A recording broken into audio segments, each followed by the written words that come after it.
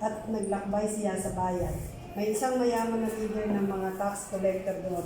Si Zacchaeus ang pangalan niya. Sinubukan niyang makita si Jesus para makilala kung sino ito. Pero sa dami ng tao, di niya ito makita dahil pandak siya. So, tumakbo siya para unahan ng mga tao at tumakyat sa puno ng sycamore dahil dadaan si Jesus doon. Pagdating ni Jesus sa lugar na yon, tumingala siya kay Zacchaeus at sinabi, "Zacchaeus, bumaba ka diyan, bilis. Kailangan ko kasi mag-stay ngayon sa bahay mo."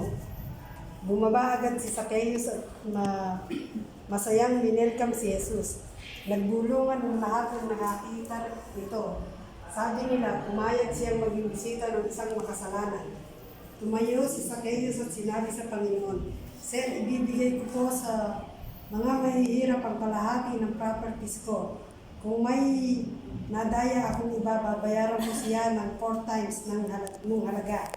Sinabi ni Jesus sa kanya, "Dumating ngayon ang kaligtasan sa bahay na ito, kasi anak ka ni Abraham. Dumating ang Son of Man para hanapin at iligtas ang nawawala." Amen. Praise God. Okay, sino nga pinag-uusapan?